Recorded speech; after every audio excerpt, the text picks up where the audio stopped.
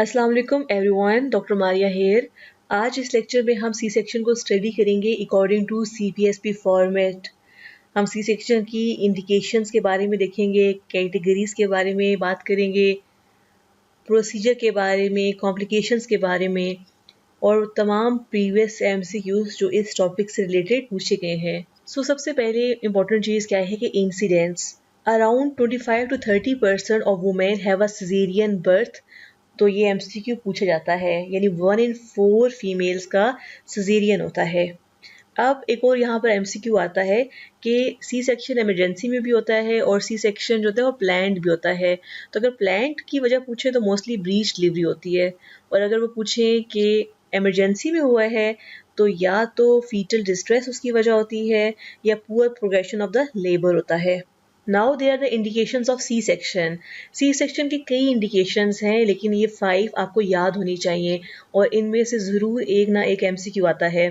Number 1 है breech presentation, multiple pregnancy, placenta previa, maternal HIV infection and the primary genital herpes simplex virus infection. सबसे पहले breech presentation. हमने बात की थी कि अगर अनकॉम्प्लिकेटेड सिंगलटन ब्रीच प्रेगनेंसी है, पेशेंट आपके पास टर्म पे आई है, या फिर वो अर्ली लेबर में है, इरिटेबल यूट्रस है, अभी स्टार्ट है, तो आप उसको ऑफर कर सकते हैं external cephalic version until unless कोई एब्सोलूट कंट्राइंडिकेशन ना हो।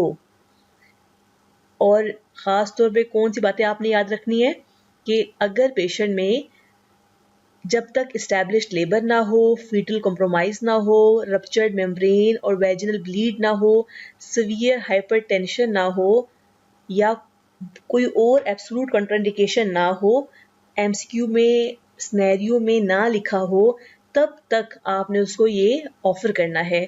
अगर कोई वो सिनेरियो मेंशन कर देते हैं, उस वक्त आपने ये नहीं करना।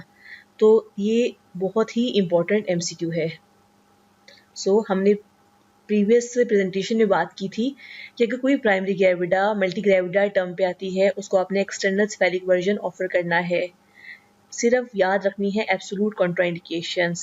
कौन कौन सी? Antepartum haemorrhage within 7 days, जैसे पीछे हमने बात की कि वेजिनल ब्लीड, कोई भी फीटल डिस्ट्रेस हो यानी एबनॉर्मल CTG हो, मेजर यूट्राइन एनॉमली का वर्ड हो, रप्चर्ड मेम्ब्रेन्स हो, मल्टीपल प्रेगनेंसी हो, except after delivery of a first twin, और इसके अलावा सीवियर हाइपरटेंशन का वर्ड हो। खाली हाइपरटेंशन हो तो इट्स ओके, सीवियर हाइपरटेंशन हो तो भी एडवाइजेबल अब नहीं है।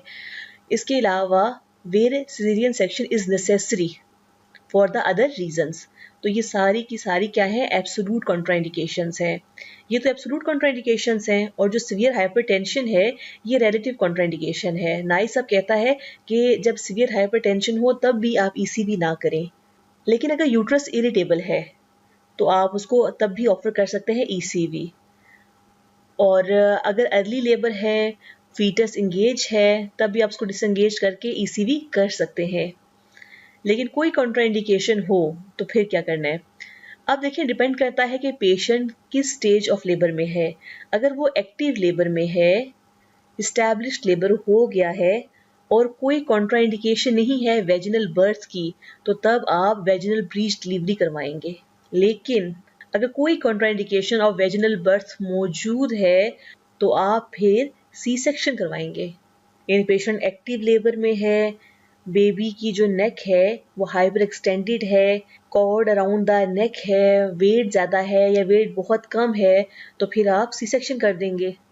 ये 2 स्लाइड्स बहुत इंपॉर्टेंट हैं। और एक और इम्पॉर्टेंट चीज़ कि जब भी आप सी सेक्शन करने लगे अनकॉम्प्लिकेटेड सिंगलटन ब्रीच प्रेगनेंसी का, तो हमेशा हमेशा क्या करना होता है? आपने अल्ट्रासाउंड करना होता है to check the baby in the breech position. आपने अक्सर देखा होगा कि आप जब सी सेक्शन करने लगते हैं तो ब्रीच बेबी क्या होता है? सीधा हुआ होता है। तो हमेशा अल्ट्रासाउंड आपने दोबारा से करना होता है, बिकॉज कन्फर्मेटरी टेस्ट इसका होता ही अल्ट्रासाउंड है, और ये भी MCQ आता है। तो इन अ नटशेल आपने ये कॉन्सेप्ट बनाना है। कोई पेशेंट टर्म पे आई, कोई पेशेंट अगर वो अनकॉम्प्लिकेटेड है, कोई एब्सोलूट कॉन्ट्राइंडिकेशन नहीं है, सीवियर हाइपरटेंशन नहीं है। Severe hypertension is not absolute contraindication, वो रिलेटिव है। लेकिन अब नाइसी कहता है कि आप अगर सीवियर हाइपरटेंशन हो तब भी आप ECV ना करें। तो सबसे पहले तो हमने ईसीवी करना है। अगर कोई एब्सोल्यूट कॉन्ट्राइंडिकेशन हो या हाइपरटेंशन हो सीवियर, तो फिर आपने ईसीवी नहीं करना। तब आपने क्या करना है, पेशेंट का सी सेक्शन बेस्ट है। लेकिन अगर पेशेंट एक्टिव लेबर में आ जाए, ठीक है, अक्सर ये एमसीक्यू आता है कि पेशेंट गांव से आ गया एक्टिव लेबर में है, तो जाहिर सी बात है आपको तो उसकी कोई हिस्ट्री नहीं पता, तो उस वक्त आप फर्स्ट स्टेप क्या करेंगे? आप फर्स्ट स्टेप क्या करेंगे कि ऑफ कोर्स हिस्ट्री और क्लिनिकल एग्जामिनेशन के बाद आप अल्ट्रासाउंड करेंगे। अल्ट्रासाउंड पे आप तमाम देखेंगे कि कोई भी कॉन्ट्राइंडिकेशन ऑफ वेजिनल बर्थ तो नहीं है। अगर कोई कॉन्ट्राइंडिकेशन ऑफ वेजिनल बर्थ नहीं है तो आप उसकी वेजिनल डिलीवरी ही कराएंगे। लेकिन अगर कोई भी कॉन्ट्राइंडिकेशन वो डाल दें स्टार गेज साइन है, या मतलब हाइपर एक्सटेंडेड नेक है, कॉर्ड डाउन द नेक है, या डाल दें मैक्रोसोमिया है, आईयूजीआर बेबी है, फुटलिंग ब्रीच है, तो फिर आप सी सेक्शन करेंगे। तो मतलब 3 बातें हैं ये। अदर इंडिकेशन क्या है? That is the placenta previa. Placenta praevia का मतलब है कि प्लेसेंटा ने ऑस को पार्शली या कंप्लीटली कवर किया हुआ है, और ये 3% वजह बनती है सी सेक्शन की, तो ये भी आपने याद रखना है। और प्लेसेंटा प्रीविया से हमें क्यों डर होता है? बिकॉज जब प्लेसेंटा प्रीविया होता है तो मेजर हेमरेज होने का खतरा होता है, हिस्टेक्टमी होने का खतरा होता है, और मैटरनल मॉर्टेलिटी इंक्रीज हो जाती है। अगर प्लेसेंटा प्रीविया पेशेंट को हो और अनकॉम्प्लिकेटेड हो, मतलब ब्लीडिंग बार बार ना हो रही हो, कोई मसला ना हो, तो हम प्लान्ड सी सेक्शन करते हैं बिटवीन 38 एंड 39 वीक्स जेस्टेशन। जबकि आपको पता है कि वैसे हम जो प्लान्ड सी सेक्शन है वो कब करते हैं? After 39 weeks. बिफोर 39 वीक्स हम नहीं करते। लेकिन अगर प्लेसेंटा प्रीविया हो तो हमने कब करना होता है? Between 38 and 39 weeks. और अगर हमें मॉर्बिडिटली एडहेरेंट प्लेसेंटा का खदशा हो कि प्लेसेंटा बुरी तरह से चिपका हुआ यूट्रस के साथ, तब भी हमें 36 एंड 37 वीक्स जेस्टेशन से पहले सी सेक्शन नहीं करना होता। अब क्या कनेक्शन है प्लेसेंटा प्रीविया का एंड मॉर्बिडली एडहेरेंट प्लेसेंटा का with the number of previous C section? तो ये भी अक्सर एमसीक्यू आ जाता है। सबसे पहली बात है कि अगर पेशेंट की हिस्ट्री हो प्रीवियस 1 सी सेक्शन की, तो हम कहेंगे कि इस बार प्लेसेंटा प्रीविया का रिस्क अप टू 1.3% है, जबकि मॉर्बिडली एडहेरेंट प्लेसेंटा का रिस्क 14% तक होता है। अगर पहले 2 ऑपरेशन हुए हुए हैं तो 2.3% तक प्लेसेंटा प्रीविया का रिस्क होता है, यानी रिस्क बढ़ रहा है, जबकि मैप यानी मॉर्बिडली एडहेरेंट प्लेसेंटा का रिस्क 40% तक होता है। अगर 3 या 3 से ज़्यादा सिजेरियन हो जाएं तो रिस्क प्लेसेंटा प्रीविया का 0.3 तक होता है, जबकि मैप का रिस्क 67% तक होता है। तो ये भी एमसीक्यू आता है, सो इसको आपने याद करना है। अब नाइस क्या कहता है? देखिए, हमें ये पता है कि फॉर एग्जांपल किसी पेशेंट का हम एनोमली स्कैन करवाते हैं 20 वीक्स पे, तो हम कहते हैं कि प्लेसेंटा लो लाइंग है। फिर हम दोबारा से रिपीट करवाते हैं फॉर एग्जांपल 28 वीक्स पे, तब भी अगर हमें वो लो लाइंग लग रहा होता है तो हम लास्ट टाइम डेफिनेटिव जो है वो 32 वीक्स पे करवाते हैं, 32 या 34 वीक्स के दरमियान में, ये कंफर्म करने के लिए कि प्लेसेंटा प्रीविया है या नहीं है, प्लेसेंटा लो लाइंग है या नहीं है। जब हमें कंफर्म हो जाता है एट 32 वीक्स कि प्लेसेंटा अब लो लाइंग है, तो हम क्या करते हैं? तो हम डायग्नोस्टिक टेस्ट करते हैं कि कहीं ये मॉर्बिडली एडहेरेंट प्लेसेंटा है या नहीं है, और वो हम उनमें करेंगे जिनमें पहले सी सेक्शन हुआ है। तो जिनमें पहले सी सेक्शन हुआ है उनमें आपने डॉपलर अल्ट्रासाउंड, कौन सा? कलर फ्लो डॉपलर अल्ट्रासाउंड ज़रूर करवाना है at 32 to 34 weeks as the first diagnostic test for MAP, अगर लो लाइंग प्लेसेंटा है तो। अगर इस अल्ट्रासाउंड पर क्या हो कि मैप सजेस्ट हो, तो फिर आपने कंफर्मेटिव डायग्नोसिस के लिए एमआरआई करवाना होता है। तो ये भी एमसीक्यू आता है। पहला एमसीक्यू कि प्लेसेंटा प्रीविया को हम कब डेफिनेटिव डायग्नोसिस बनाते हैं? 32 वीक्स पर। नंबर सेकेंड, अगर प्लेसेंटा प्रीविया हो और पेशेंट का प्रीवियस 1 स्कार भी हो, तो फिर हमने लाजमी ऑफर करना होता है 32 से 34 वीक्स के दरमियान में क्या? Colour flow Doppler. और अगर वो सजेस्ट करे कि ये मैप लग रहा है, तो डेफिनेटिव डायग्नोसिस हम किस पे करते हैं? एमआरआई पे। और हमने पेशेंट से कहना होता है कि एमआरआई जो है वो सेफ है। Long term risk to the baby के बारे में कोई भी एविडेंस मौजूद नहीं है। अब एक और एमसीक्यू सीबीएसई का बहुत फेवरेट है कि कौन से इन्फेक्शन में आपने ऑफर करना है प्लान्ड सी सेक्शन। तो हेपेटाइटिस बी भी ऑप्शन होता है, हेपेटाइटिस सी भी ऑप्शन होता है। तो हेपेटाइटिस बी में या हेपेटाइटिस सी में हम सी सेक्शन ऑफर नहीं करते। हम सी सेक्शन कब ऑफर करते हैं? अगर मैटरनल एचआईवी इन्फेक्शन हो और कौन सी दो सूरतें हों कि patient either not on the treatment यानी कि वो एंटी रेट्रोवायरल थेरेपी ना ले रही हो, या फिर वो एमसीयू में डाल देंगे वायरल लोड 400 कॉपीज पर एमएल से ज़्यादा है जबकि वो एआरटी भी ले रही है यानी एंटी रेट्रोवायरल थेरेपी भी ले रही है, या फिर पेशेंट को एड्स भी है और हेपेटाइटिस सी भी है। तो ये कोई भी इनमें से एक कंडीशन एमसीक्यू में डाल दें, ठीक है। For example, a patient has a HIV infection and she is not taking any therapy, go for C-section. If a patient is on therapy but viral load is more than 400 copies per ml, go for C-section. If there is a HIV infection plus hepatitis C, then go for C-section. अगर सिर्फ hepatitis C है तो C section की तरफ नहीं जाना। CPSP का एक और इम्पोर्टेंट एमसीक्यू कि if a patient has a history of primary genital herpes simplex virus infection then go for planned C section। और अगर ये इन्फेक्शन थर्ड ट्राइमेस्टर में हो तब यानी आफ्टर 34 वीक्स अगर ये इन्फेक्शन हो तो आप प्लान्ड सी सेक्शन की तरफ जाएंगे। लेकिन अगर रिकरेंट हो तो आप फिर प्लान्ड सी सेक्शन की तरफ नहीं जाते। तो इन तमाम के बारे में हम अलग लेक्चर में पढ़ेंगे जब हम इन्फेक्शंस को स्टडी करेंगे। अभी के लिए आप बस इतना याद करें। एक एमसीक्यू ये भी आता है कि what is the cause of unplanned C section. Unplanned C section का मतलब है कि we have done it an emergency. तो कॉमनेस्ट रीज़न जो है वो failure to progression of labour है, या वो ऑप्शन में डाल देते हैं suspected fetal compromise. Now the categorization of C section, ये इंतहाई इंपॉर्टेंट टॉपिक है। मेरे आईएमएम के एग्जाम में इसी टेबल में से 2 एमसीक्यूज आए थे। तो सी सेक्शन की 4 कैटेगरीज हैं। कैटेगरी 1 का मतलब है कि एक्यूट इमरजेंसी है, हमने फ़ौरन से सी सेक्शन करना होता है because immediate threat to the life of the mother और फीटस है, और सिजेरियन जो है हमने विद इन 30 मिनट्स करना होता है यानी as soon as possible we have to do. तो हमारा एमसीक्यू था कि एक पेशेंट है, उसका कॉर्ड प्रोलैप्स हो गया है, तो अब हमने जो सी सेक्शन करना है तो कौन सा कैटेगरी होगा? तो वो कैटेगरी 1 होगा बिकॉज हमारे पास तो वेट करने का टाइम ही नहीं है। या प्रोलॉन्ग ब्रेडिकार्डिया हो, पीएच कम है 7.2 से, यूट्राइन रप्चर है, मैसिव एंटीपार्टम हेमरेज है, तो ये तमाम आएंगे अंडर द कैटेगरी 1। कैटेगरी 2 में क्या होता है? मैटरनल और फीटल कॉम्प्रोमाइज है लेकिन वो इमीडिएटली लाइफ थ्रेटनिंग नहीं है, इसीलिए हमने C section within 75 minutes करना होता है।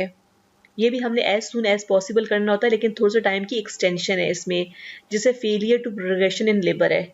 अब सेकेंडरी अरेस्ट हो गया है, हम पेशेंट को प्रिपेयर करेंगे फॉर इमरजेंसी सी सेक्शन क्योंकि हमें ये डर होगा कि अब फीटल डिस्ट्रेस स्टार्ट ना हो जाए, तो इसमें मैटरनल और फीटल कॉम्प्रोमाइज हो सकता है। नंबर 3 में क्या होता है कि नो मैटरनल और fetal compromise but needs early delivery. जैसे आप ईआर कॉल पे हों और रात को 12 बजे एक पेशेंट आती है with the history of previous 4 C sections, और अब उसकी जो मेम्ब्रेन्स हैं वो रप्चर्ड हो गई लेकिन पेशेंट लेबर में नहीं है। अब मेम्ब्रेन्स रप्चर्ड हो गई हैं एंड यू नो दैट कि नॉर्मल तो डिलीवर कर ही नहीं सकती, तो करना तो उसका सी सेक्शन ही है। तो ऐसे केस को हम कैटेगरी 3 में करेंगे बिकॉज हम उसको 1 वीक का टाइम नहीं दे सकते, हमें सी सेक्शन करना ही करना है। उस वक्त बेशक मैटरनल और फीटल कॉम्प्रोमाइज़ नहीं है लेकिन कंडीशन ऐसी है कि आप उसको घर भी नहीं भेज सकते, तो या तो आप उसको उसी टाइम सिजेरियन कर देंगे या फिर उसको मॉनिटर करेंगे फॉर फ्यू आवर्स ताकि सुबह का इंतज़ार करेंगे। इसके अलावा जब हम फेल्ड इंडक्शन होती है और पेशेंट को भी पेन स्टार्ट नहीं हुई तो तब भी जब हमने सी सेक्शन करना होता है, जैसे कि हम 2 टाइम इंडक्शन दें 3 टाइम इंडक्शन दें तो इंडक्शन फेल हो जाए और आप पेशेंट को प्रिपेयर करा रहे हैं फॉर सी सेक्शन तो हम उसे कहेंगे इट इज़ अ कैटेगरी 3। और जो हम इलेक्टिव लिस्ट तैयार करते हैं जिसमें हम एक सूटेबल टाइम का इंतज़ार करते हैं मदर के और बेबी के लिए, उसे हम कहते हैं category 4। Prior to C section आपने क्या करना होता है? प्रायर टू सी सेक्शन आपने इन्फॉर्म्ड कॉन्सेंट लेना होता है। इन्फॉर्म्ड रिटन कॉन्सेंट, पेशेंट को रिस्क और बेनिफिट्स के बारे में बताना होता है। और आपने कुछ पेशेंट के ब्लड टेस्ट और इन्वेस्टिगेशंस करवानी होती हैं। कौन सी आप इन्वेस्टिगेशंस करवाते हैं अकॉर्डिंग टू नाइस गाइडलाइंस? आप फुल ब्लड काउंट करवाते हैं to identify the anaemia, antibody screening करवाते हैं, ब्लड ग्रुपिंग चेक करवाते हैं, और हर पेशेंट में आपने क्रॉस मैचिंग, क्लॉटिंग स्क्रीन और लोकलाइजेशन ऑफ प्लेसेंटा के लिए अल्ट्रासाउंड नहीं करवाना होता। तो ये इंपॉर्टेंट है। और बिफोर सी सेक्शन आप VTE रिस्क असेसमेंट करते हैं ताकि थ्रोम्बोप्रोफाइलेक्सिस दी जाए और थ्रोम्बोएम्बोलिज्म के रिस्क को कम किया जाए। अब एनेस्थीसिया इंपॉर्टेंट है। पेशेंट को आप बताते हैं डिफरेंट टाइप के एनेस्थीसिया, और जो बेस्ट है वो रीजनल एनेस्थीसिया है। अकॉर्डिंग टू नाइस गाइडलाइंस आपने रीजनल एनेस्थीसिया देना होता है, उसको प्रेफर करते हैं ओवर जनरल एनेस्थीसिया।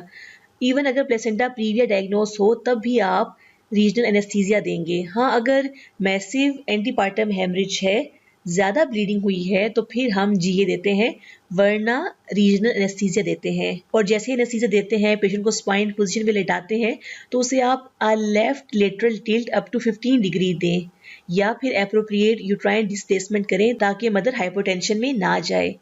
जब भी आप स्पाइनल एनेस्थीसिया देंगे तो आपने प्रोफाइलेक्टिकली क्या करना है, इंजेक्शन देना है फिनाइल एफ्रीन।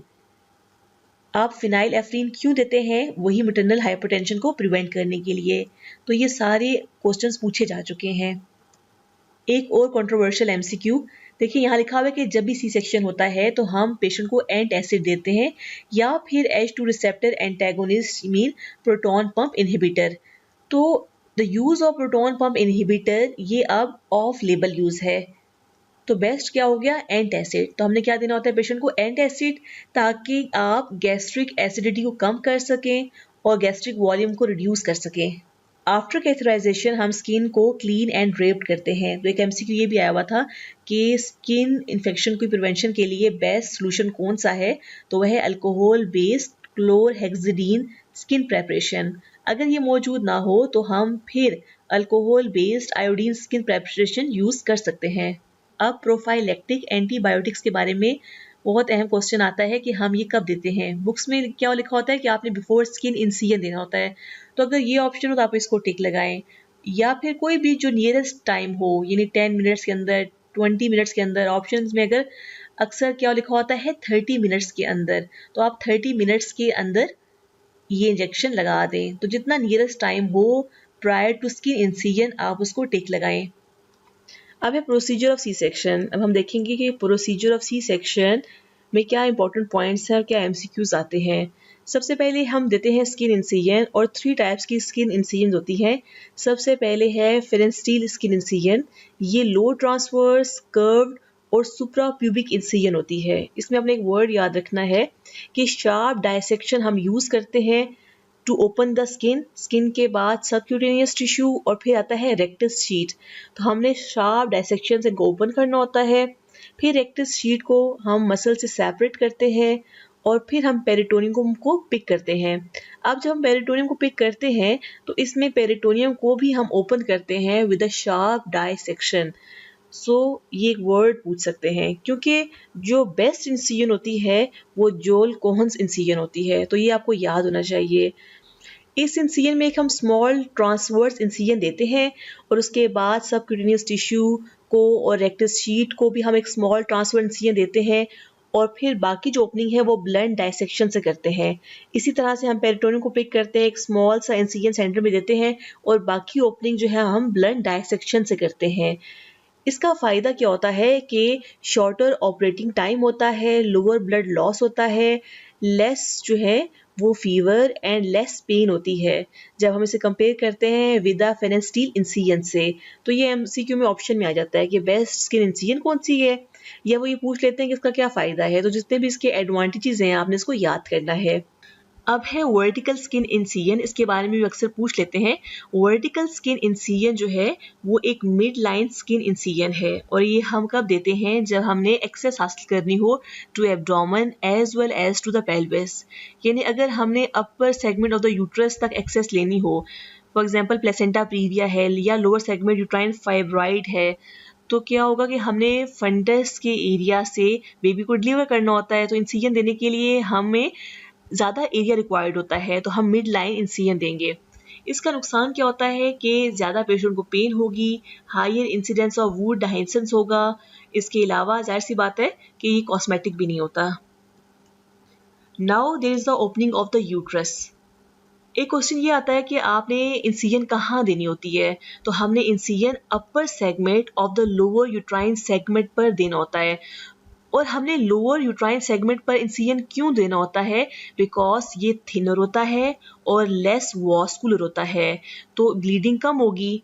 और इसका फ़ायदा क्या है कि फ्यूअर पोस्ट ऑपरेटिव कॉम्प्लिकेशंस होंगी, such as ileus, peritonitis, obstruction and adherence, as well as low risk of scar dehiscence और rupture in the future pregnancy. तो ये तमाम के तमाम जो है इम्पॉर्टेंट है। और कौन सी अप्रोच यूज़ करनी होती है, ब्लंट टेक्निक यूज़ करनी होती है। यानी पहले सेंटर में एक ट्रांसवर्स शार्प इंसिजन देंगे और उसकी जो एक्सटेंशन है वो अपनी फिंगर्स की मदद से यानी ब्लंटली करेंगे। वो आपने शार्प एक्सटेंशन नहीं करनी, सीजर्स का इस्तेमाल कम करना है। उसका फ़ायदा क्या होगा कि ब्लड लॉस कम होगा, इंसिडेंस ऑफ पोस्टपार्टम हेमरेज कम होगा और ट्रांसफ्यूजन की ज़रूरत कम पड़ेगी ड्यूरिंग द सिजेरियन। तो ये भी एमसीक्यू आ चुका है। इसके अलावा क्लासिकल इंसिजन भी हम यूट्रस में दे सकते हैं।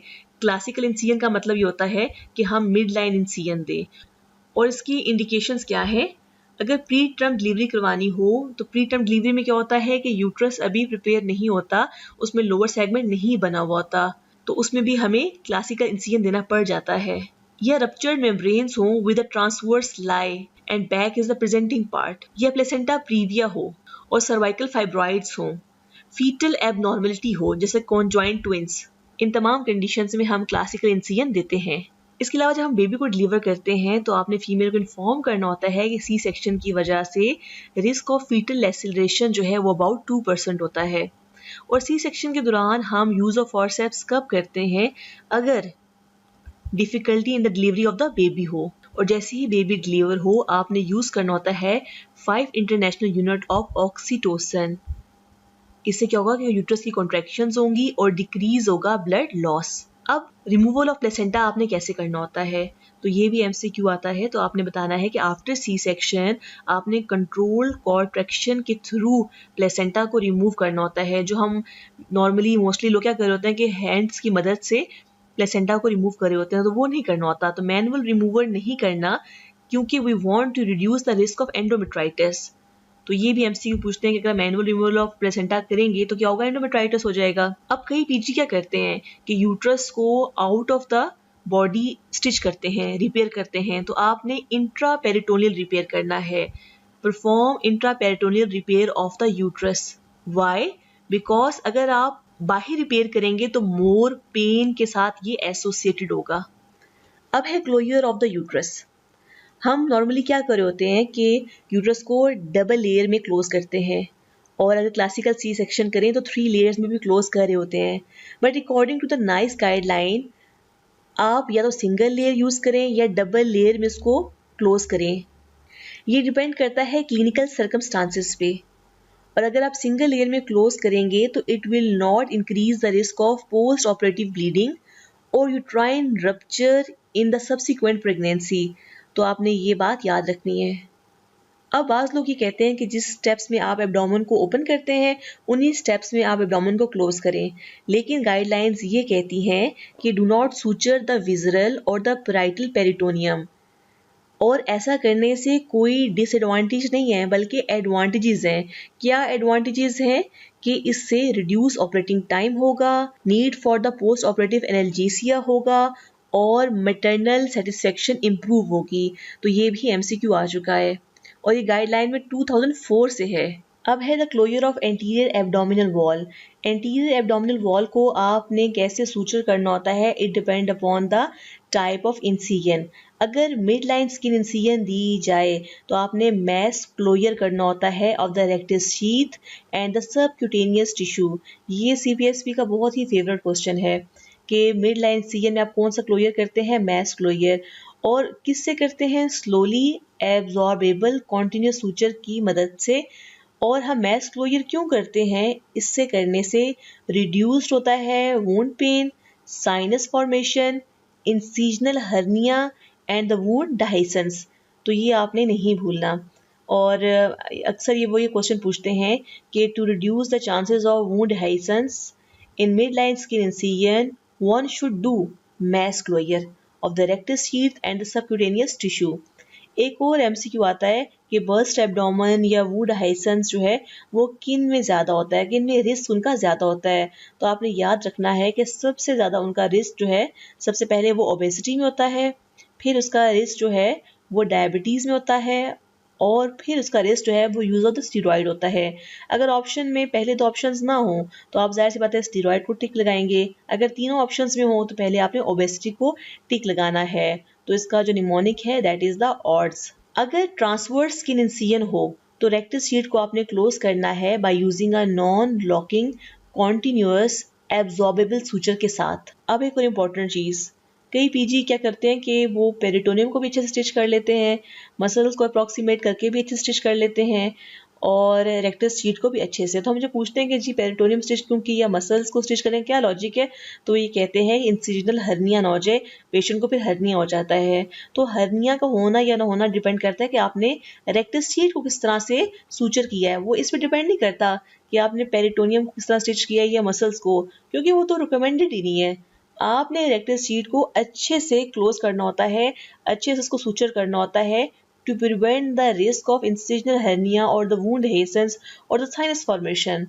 ठीक है, अब सबक्यूटेनियस टिश्यू को हमें स्टिच करना चाहिए या नहीं करना चाहिए। अगर इसकी डेप्थ मोर देन 2 सेंटीमीटर है तो आप इसे क्लोज कर दें विद एन एब्जॉर्बेबल सूचर के साथ।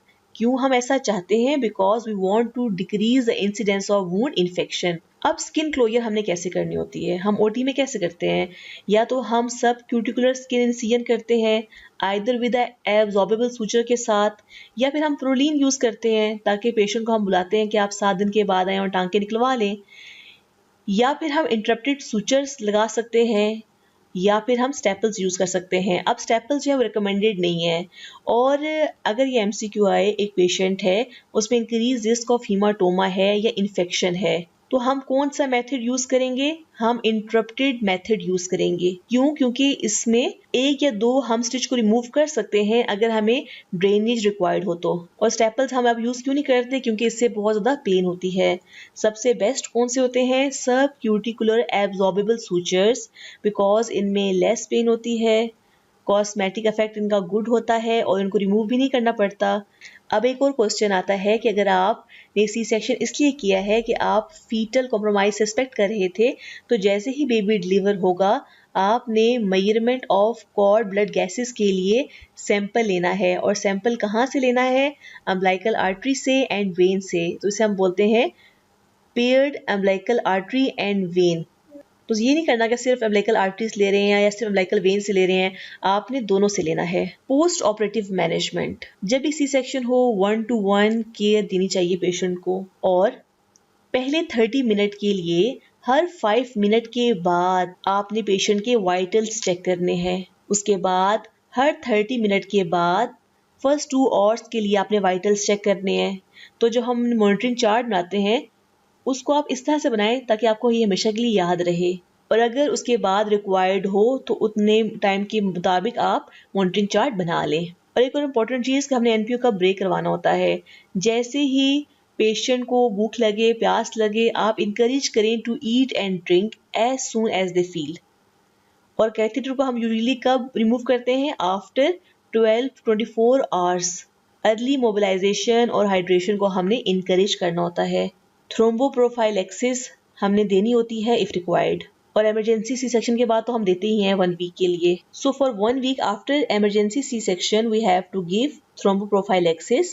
और अगर प्लान्ड सी सेक्शन हुआ है और 2 या 2 से ज्यादा रिस्क फैक्टर्स हैं वीनस थ्रोम्बोएम्बोलिज्म के, तो हम 1 वीक के लिए थ्रोम्बोप्रोफाइलेक्सिस देते हैं। तो ये भी आपने याद रखना है। 1 वीक मतलब 7 डेज। तो ऑप्शन में आता है कि 7 डेज या कितने, तो आपको याद होना चाहिए। अब एक एमसीक्यू आता है इंपॉर्टेंट कि पेरीपार्टम हिस्टेरेक्टमी हम किस टाइप की करते हैं। सब टोटल हिस्टेरेक्टमी हम तब करते हैं अगर यूट्राइन एटोनी कॉज हो, लेकिन अगर मॉर्बिडली एडहेरेंट प्लेसेंटा कॉज हो तो हम टोटल हिस्टेरेक्टमी करते हैं। इसके अलावा complications of C section complications of C section intra operative भी हो सकती हैं, पोस्ट ऑपरेटिव भी हो सकती हैं, कॉम्प्लिकेशन ऑफ एनेस्थीसिया भी हो सकती हैं। इसमें मैंने वो डिस्कस किए जिसमें एमसीक्यूज आते हैं। जो सबसे ज़्यादा इंट्रा ऑप कॉम्प्लिकेशन है वो है यूट्राइन और यूट्रो सर्वाइकल लेसिरेशन, जो 5 to 10% होती है। उसके बाद है ब्लड लॉस, फिर है ब्लड ट्रांसफ्यूजन और उसके बाद है हिस्टेक्टमी। अक्सर ये एमसीक्यू भी आता है कि कौन सा ऑर्गन सबसे ज़्यादा डैमेज होता है ड्यूरिंग द सिजेरियन। तो सबसे ज़्यादा है ब्लैडर, उसके बाद होता है यूरेटर और सबसे लीस्ट होता है बॉल। इस लेक्चर को मैंने अकॉर्डिंग टू CPSP फॉर्मेट बनाया है, कोई भी चीज़ गैर अहम नहीं है। नेक्स्ट लेक्चर में मैं आपको और मज़ीद इंपॉर्टेंट पॉइंट्स बताऊंगी जो इस टॉपिक से रिलेटेड आते हैं, जैसे कि वूंड इन्फेक्शन, हीमाटोमा और वूंड डाइसेस को हम कैसे डिफ्रेंशिएट कर सकते हैं। और इसके अलावा एक और लेक्चर में वी बैक को हम स्टडी करेंगे according to the CPSP format, क्योंकि vaginal birth after C section एक बहुत ही इंपॉर्टेंट टॉपिक है और CPSP में से बहुत से MCQs आते हैं।